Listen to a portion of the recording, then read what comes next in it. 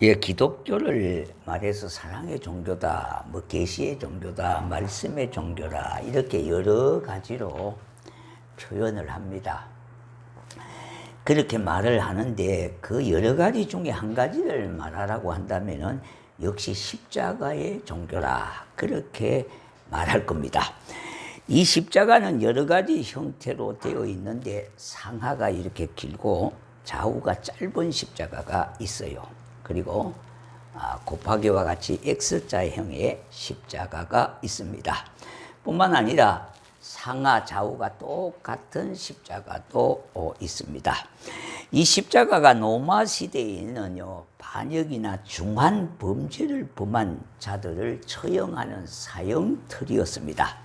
그러니까 사형틀로 사용한 도구였어요. 초대교회 당시 성도들도 죽음에 틀린 십자가에서 죽음을 당한 이들이 있었습니다.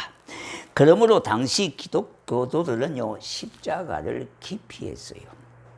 예, 십자가를 보는 것도 그렇고요, 또 십자가를 지는 것도 그렇게 생각을 했다 이 말입니다. 그런데 오늘날 이 기독교인들은요, 이 십자가를 자랑 삼아서 목에 걸기도 하고 또 옷에 부착하기도 하고 귀걸이도 귀에 걸기도 하고 심지어 차에다 걸어놓기도 하고요, 부착하는 경우도 있습니다. 그뿐만 아니라 교회 종탑에도 십자가에 네온을 넣어서 저 멀리까지 이렇게 비치게 하는 것을 보게 됩니다. 역시 가정집에도 또 보면은요, 좋은 자리에 십자가를 걸어두는 가정들도 있습니다. 이러한 현상은요, 로마의 콘스탄틴 대제가 기독교를 국교로 이렇게 명하고부터 공인한 이후부터 더욱더 가속화되어졌습니다.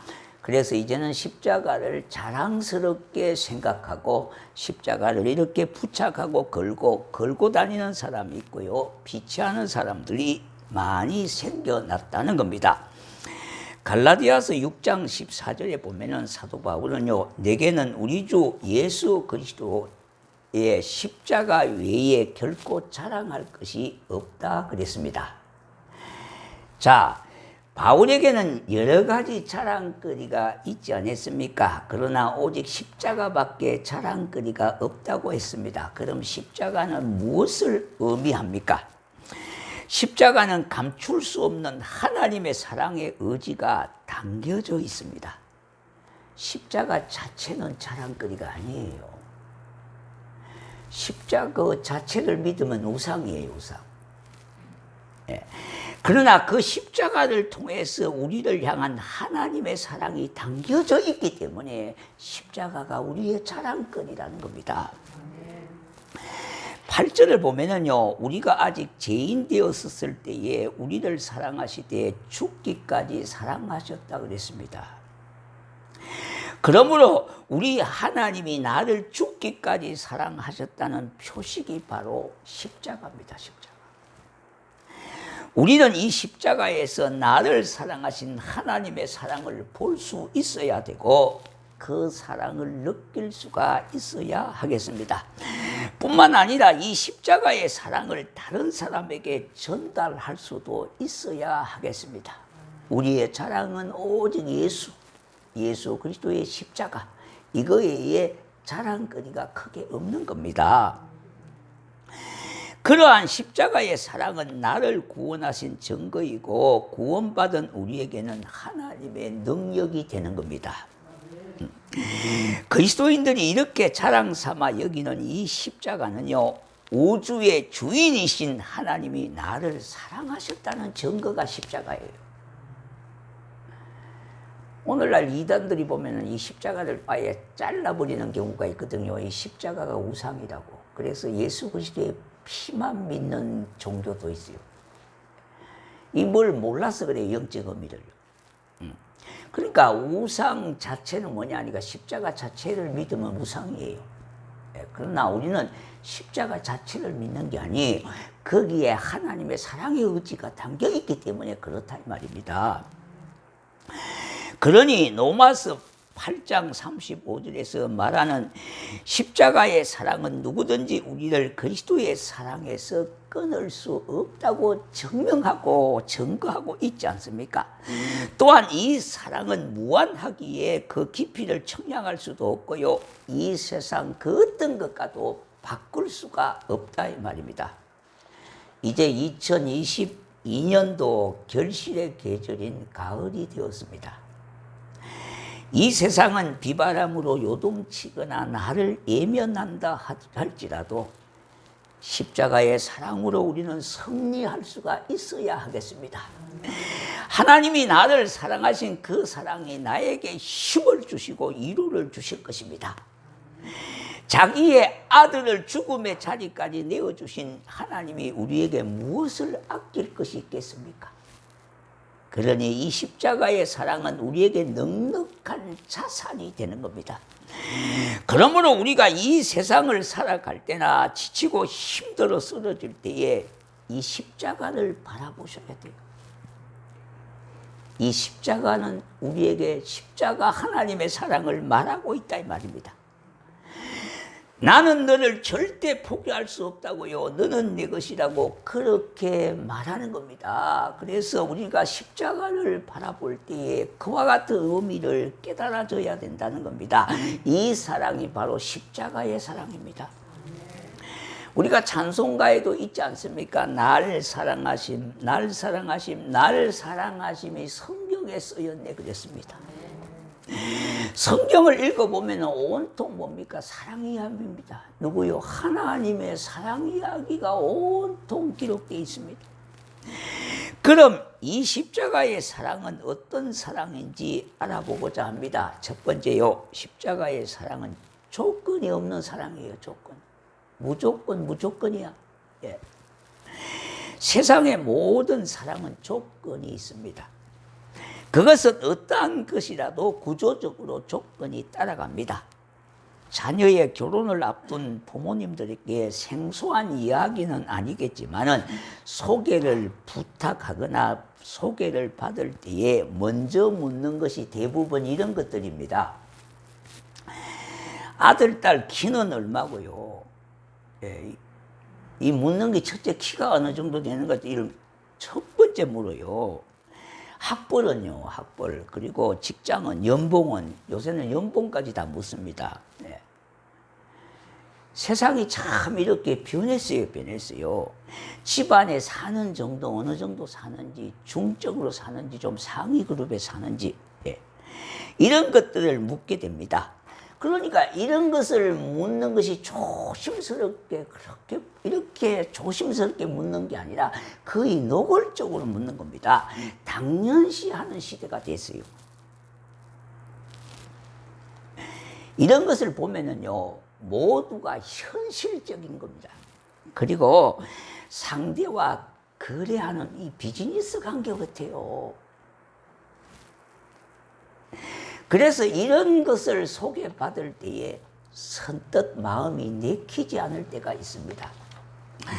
물론 이런 것들이 필요 없는 것은 아니지만은 이런 것들이 지배적이라는 것에 섭섭하다는 마음이 들게 됩니다. 자, 이것을 요약해 보면 이렇습니다. 예, 여러분이 복잡할 것 같으니까 제가 이렇게 요약을 해 드릴게요. 직장이나 연봉이나 이런 것은요, 왜 묻는가 하면 안 먹고 사는데 지장이 없어야 되잖아요. 그러니까 이제 묻는 겁니다. 그리고 또 예적인 인물도 묻거든요. 그러냐? 그래도 인물은 쳐다보고 살아야 될 거 아니냐 이 말입니다. 그리고 집안이 좋아야 나중에 재산이라도 물러받을 수 있다고 이런 생각을 하기 때문에 이렇게 묻는 겁니다. 더욱 아쉬운 점은요, 맨 나중에 본인들의 신앙이 어떠냐고 물어요. 그리고 부모의 직분은 어떤가 그렇게 꼬리를 내리듯이 묻습니다. 이러한 시대적인 흐름을 보면서 세상 사람들은 대다수 이런 조건들로 인하여 결혼을 한다는 결론을 가지게 합니다. 그러나 십자가의 사랑은 이런 조건들이 아닌 거예요. 우리가 어떤 상태에 있을 때에 주님이 십자가를 지셨는지 6절에 보니까 우리가 아직 연약할 때에 그랬다 이 말입니다. 뿐만 아니라 우리가 경건하지 않을 때에라고 그렇게 말하고 있지 않습니까? 그렇다면 연약할 때라고 하는 말은 이런 말입니다. 매력이 없고요, 무력하다는 뜻이요. 누가 매력 없는 남자나 여자를 원하겠습니까? 그래도 매력이 찾을 거 아닙니까? 그리고 무기력한 남자와 여자를 누구 좋아하겠습니까? 예. 우리가 그와 같은 상태에 있을 때에 십자가를 지셨다는 겁니다. 또 뿐만 아니라 우리가 경건하지 않을 때는 무슨 말인가 하면 죄악에 완전히 노출되어 있는 상태에 있을 때에 저와 여러분을 위하여 십자가를 지셨다는 말입니다. 우리 하나님은 경건의 코드를 가지고 계십니다. 그러고 보니까 우리 하나님하고 우리는 코드가 맞습니다. 이런 우리들을 사랑하셔서 친히 찾아와 구원하셨는데 이 사랑이 십자가의 구속의 사랑입니다. 이 사랑이야말로 나를 위하여 죽어주시고 나를 위하여 살아주신 그 사랑입니다. 그러므로 십자가의 사랑은 무조건적으로 사랑하신 하나님의 눈먼 사랑입니다. 이효리 씨가 제주도 있잖아요. 예, 그러다 보니까 이제 연예 담당 기자가 이효리 씨한테 물었습니다. 효리 씨는 상순 씨가 무엇이 그렇게 좋아서 결혼을 했느냐 그렇게 물었어요. 이상순 씨가 무엇이 마음에 들어서 그렇게 좋아서 결혼을 했습니까? 그렇게 하니까 이효리 씨가 이렇게 대답했어요. 세상에 좋은 사람, 안 좋은 사람이 어디 있어요? 뭔가 도가 통한 것 같죠? 상순 오빠는 나하고 잘 맞아요. 그렇게 하더라는 겁니다. 잘 맞아서 결혼했다는 겁니다. 그러나 우리 주님은 우리에 대해서 맞추어 보지도 않고 이 조건 저 조건 따지지도 않고 무조건적으로 사랑하셨던 거예요. 또 8절에 보니까 우리가 아직 죄인 되었을 때 그렇게 하셨다고 말씀했습니다. 죄인은 사랑의 대상이 아니고 정오의 대상이지 않습니까? 그러한 사람을 이 세상에 누가 그렇게 좋아할 사람이 어디 있겠느냐 이 말입니다. 그러나 우리 주님은 십자가의 사랑으로 우리를 사랑하셨습니다. 또 10절에 보니까요, 우리가 은수 되었을 때 우리를 사랑하셨다고 말씀하고 있습니다. 이와 같이 하나님의 사랑은 구분이 없는 사랑이었습니다. 도무지 개념이 없는 사랑이었습니다. 우리 모두는 이러한 사랑을 받으신 줄로 믿으시기를 바랍니다. 은수를 사랑한다는 것은요, 인간 세상에서는 그렇게 찾아보기가 어렵습니다. 여러분, 은수를 누가 사랑하고 그렇게 좋아하겠습니까? 7절에 보니까 혹 을을 위하여 명분 있게 죽은 것과 조국을 위해 죽는 경우는 있어요. 예, 어분을 가지고 조국을 위해서 죽는 경우는 있단 말입니다. 그러나 죄인을 대신해 죽을 자는 없고요.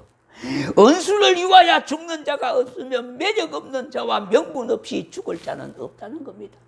조국을 위해서 죽었다면 지금까지도 뭡니까? 독립투사요. 조국을 위해서 목숨을 아끼지 않은 투사로, 의인으로 지금도 우리의 기억 속에 자리 잡고 있지 않습니까? 그러므로 우리는 늘 이 사랑을 기억하고 감사해야 되겠습니다. 찬송가에 보니까 이전에 주님을 내가 몰랐습니다. 그런데 날 불러주시니 고마워라. 우리가 어떤 조건이 있어서 구원받은 것이 아니라 이전에 내가 주님을 몰랐어요. 그러나 주님이 나를 불러주셨어. 그래서 고마워라. 그렇게 사는 겁니다. 그런데 왜 우리에게는 이러한 감사가 부족하거나 없는가 하는 겁니다. 한마디로 그것은요, 우리가 사랑받을 만한 자격이 있다고 생각하고 있기 때문에 그래요. 그래서 그에 대한 감사가 부족하고 없고요, 원망과 불평이 쉽게 나오게 되어지는 겁니다.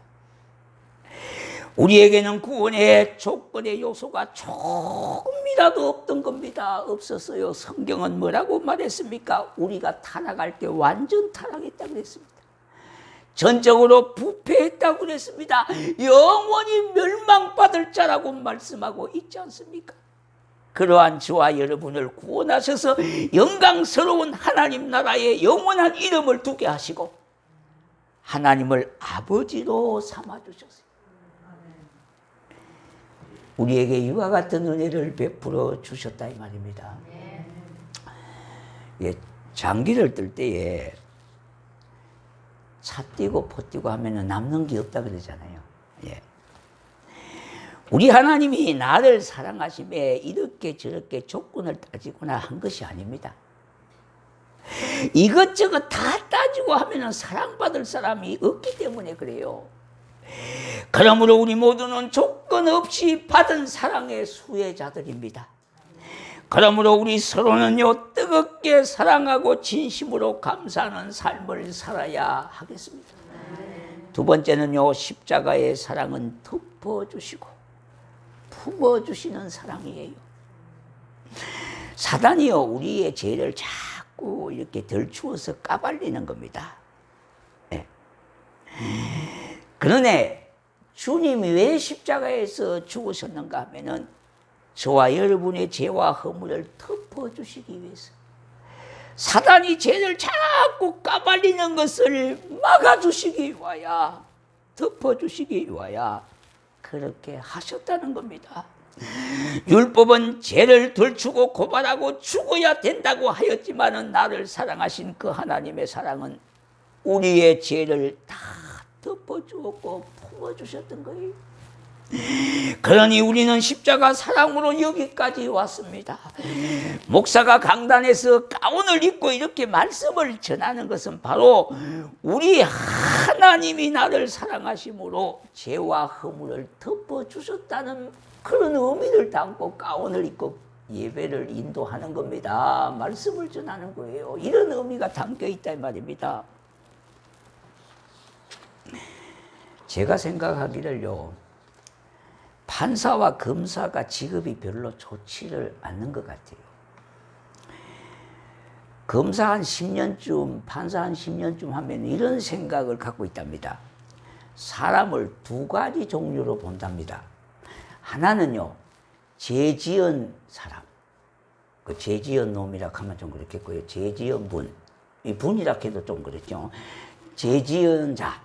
그리고 또 하나는 앞으로 죄 지을 자. 두 가지로 본답니다. 그러니까 이 사람들의 늘 직업적인 의식은 이런 상태가 아니겠습니까? 상대방을 보고 늘 뭘 훔쳤냐 안 훔쳤냐 어떻게 훔쳤냐 매일 이런 것이 반복되는 직업이다 보니까 집에 가서 자기 아내를 볼 때도 어디까지 직업상 뭡니까? 죄 지은 자와 앞으로 죄 지을 자로 보지 않겠습니까? 네. 이 직업상 특성이 나타나요. 지금 대통령께서도 그게 나타나잖아요. 검사를 27년을 하다 보니까 검사의 몸에 배 있어요. 그러니까 비속어가 나오는 겁니다. 예. 그거 10년 이상만 하면 몸에 배 있다 그래요. 그러니까 얼떨떨 그래 대통령이 됐다 보니까 아직도 버리지 못하는 것들이 많아요. 따듬어지지 못하는 것들이 많다 이 말입니다. 예, 그래서 좀 그렇습니다만은 또 자기들 세계에서는 그건 당연히 이루어지는 것이고 당연히 그렇게 통하는 일이다 이 말입니다. 그런데 교회는 모두를 품어주셔야 돼요. 왜 그렇게 해야 합니까? 서로가 연약한 인간이기 때문에 그런 겁니다. 서로가 허물이 많고요. 부족한 자들이기 때문에 그래요. 또한 깨어지기 쉬운 연약한 질그릇이기 때문에 그래요. 세상에서 어떤 신분이나 이치를 떠나 우리 주님 안에서 선함을 위하여 서로가 한 마음을 가지는 겁니다. 우리 주님은 그렇게 이것저것 따지지도 않고 묻지도 않고 사랑하셨기 때문에 우리도 그렇게 해야 된다는 겁니다. 그러므로 우리 주님은 우리에게 가거를 묻지 않습니다. 가거를 물어봐야 자랑할 것이 어디 있겠습니까? 잘한 것도 없고 못한 것도 크게 없지만 분명한 것은 세월이 가서 나이가 먹었다는 것만 분명히 드러났지 않습니까? 그래서 우리 믿는 사람들은 더군다나요, 과거를 묻지 마셔야 돼요. 혹 과거를 묻는다면요, 잘한 것을 물으면은 내가 교만할까봐, 내게 지난 과거에 잘못했던 것을 물으면은 사기가 떨어질까봐 이것저것 묻지도 않고 따지지도 않았다는 겁니다. 그러니 우리 주님은요, 우리 서로는 모두가 과거에 대해서는 전혀 묻지 마시기를 바랍니다. 베드로전서 4장 8절에요, 무엇보다 뜨겁게 서로 사랑할지니 사랑은 허다한 죄를 덮느니라. 그러므로 우리 아름다운 공동체는요, 서로가 서로를 품어주고 덮어주고 하는 것이 잘하는 거예요. 그로 인하여 교회가 건강한 교회가 되어지고 지체가 아름답게 형성이 되어지는 거예요. 이것은 저와 여러분이 만들어가야 되는 거예요. 만들어가야. 이 땅의 교회는요, 안전북이라는 교회가 없어요. 저쪽 교회가 조금 안전한 것 같아도 가면 나 때문에 그 교회도 흠집이 있게 되는 거예요. 그러니까 해 아래 모든 교회는요, 안전북이라는 교회가 없어요. 다 겉과 속이 다른 것들이 너무 많아요. 그래서 우리는 허물을 덮어주고 품어주는 겁니다. 에베소서 5장 8절에 너희는 전에는 어두움이더니 이제는 주 안에서 빛이라, 빛의 자녀들처럼 행하라 그랬습니다. 우리의 신분이 이전에 어떠했습니까? 어두움의 자식들이라 그랬어요. 그런데 우리를 빛의 자녀가 되게 했다 이 말입니다. 아무나 될 수 없는 하나님의 자녀가 되는 은혜를 입혀 주셨어요. 우리도 이와 같은 사랑을 가지고 실천하는 일에 더욱더 힘을 가속화해야 하겠습니다. 세 번째는요, 십자가의 사랑은 말로만이 아니라 실제적인 사랑입니다. 실제적. 주님은 우리에게 말로만 사랑한다고 하지 않고요, 자신의 몸을 직접 드리신 겁니다. 보십시오. 교회만큼 사랑을 말하고 노래하는 데가 어디 있습니까? 이 세상에요. 자, 그러나 십자가의 사랑에 대해서 이해가 부족한 교회에서 발견되는 것들이 있습니다. 우리가 이걸 좀 잘 발견하셔야 돼요. 우리 교회가 이런 교회가 되는지 한번 확인하세요. 내 신앙이 이와 같은 데에 머물고 있는지 한번 우리가 잘 발견해야 할 것입니다. 우리가 하는 것에 마음이나 의도는 좋았습니다. 교회가 뭐 구제한다는 거, 봉사한다는 거, 선교한다는 거, 사랑한다는 거 다 좋은 의미잖아요. 의도는 다 좋아요. 마음은 다 좋은 의미로 시작이 됐어요. 그런데 그 사랑을요, 전달하고 실천하는 과정이 부드럽지를 못하다는 거예요. 이게 이제 문제예요. 우리가 구제를 하고 사랑을 해도 뭡니까? 우리가 갑질하는 경우가 있단 말이에요. 우리는 수혜를 하는 사람으로, 그런 마음으로 하면은 안 된다는 거예요. 안 된다는 거예요. 왜냐니까 우리가 하나님의 사랑을 가지고 얻어는 줬고 베풀고 구제하고 선교하고 하지만은, 그러나 전달하는 과정이 좀 부드럽게 그렇게 해야 되는데 거칠다는 겁니다. 거칠다는 거예요. 그러다 보니까 쉽게 상처를 받는 경우가 있어요. 그래서 이런 말이 있지 않습니까? 사람 다 도와주고 먹여주고 다 욕은 욕대로 먹는다고 그러잖아요. 우리가 전도할 때도 그렇습니다. 아무나 나와도 좋다 그래요. 가난한 사람도 나왔고 병든 사람도 나왔고 부한 사람도 나왔고 못난 사람도 다 오라 그래요. 그러면 이것으로 이렇게 요 정도 되면 참 좋은데요. 그렇잖아요. 가난한 사람, 부한 사람, 병든 사람, 못난 사람 다 교회는 오라 그러잖아요. 그런데 오게 한 이유가 이제 문제입니다. 우리의 말이나 행동이나 가난한 사람에게, 병든 사람에게 상처가 되는 경우가 있단 말이에요. 우리는 건강한 입장에서 건강한 사고를 가지고 이야기를 했지만은, 마음이 유약하고 병든 사람이 들을 때는 상처가 될 수 있고, 그것이 뭡니까? 아픔이 될 수 있고, 그것이 부담이 될 수가 있다는 거예요. 그러다 보니까 우리가 별것 아닌 말이나 행동이 그 사람들에게 부담을 주거나 상처를 주어서 신앙하고 거리가 멀어지게 하는 경우가 있어요. 물론 따지고 보면은요, 우리만 잘못한 건 아니겠죠. 그 사람도 별난 경우가 있기 때문에 사소한 건가 별것 아닌 것 같고도 딱 이게 이제 매치가 되는 거예요. 그러면 누가 잘못이야? 서로가 잘못이지만은, 그러나 우리가 초청을 했기 때문에 우리가 좀 더 너그러운 마음으로 그를 좀 배려하고 베풀 수 있는 이런 좀 아량을 가지는 것이 중요하다 이 말이에요. 우리가 신앙이 성숙하고 교회가 건강하고 성숙한 것은 다른 것이 아니에요.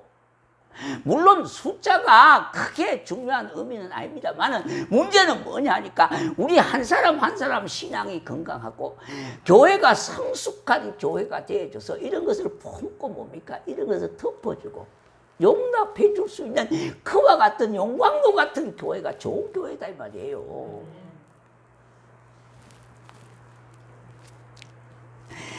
주님은요, 영웅이 되시기 위하여 십자가를 지신 게 아니에요. 더군다나 인기를 얻기 위하여 십자가를 지신 것도 아닌 겁니다. 바로 우리를 구원하시기 위하여 자신을 포기한 겁니다. 아무런 대가나 공을 돌림이 없음에도 우리를 구원하시고자 하셨던 겁니다. 죄로 인하여 죽었던 우리를 살리시기 위하여 십자가의 혁틀로 가신 것이고 허물 많은 저와 여러분을 구원하시기 위하여 십자가를 몸소 지셨습니다. 그러므로 우리들도 이와 같은 자세로 성도를 사랑하고 이웃을 섬겨 나가야 하겠습니다. 예수님은 우리가 구원받고 행복해지기를 원하셨기 때문에 자신을 발가 벗기시는 치욕을 보여주셨던 거예요.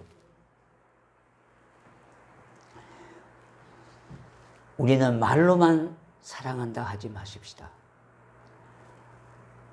우리는 말은 너무나 많이 들었어요. 이제는 실제적이고 실천할 수 있는 이와 같은 사랑의 실천자가 될 수 있도록 우리는 더욱더 내 자신을 가다듬어야 하겠습니다. 요한일서 3장 18절에 보니까 자녀들아 우리가 말과 혀로만 사랑하지 말고 행함과 진실함으로 하자 그랬어요. 에베소서 5장 2절에 그리스도께서 너희를 사랑하신 것 같이 너희도 사랑 가운데서 행하라. 그는 우리를 위하여 자신을 버리사 향기로운 제물과 희생 제물로 하나님께 드렸었느니라 그렇게 말씀했습니다.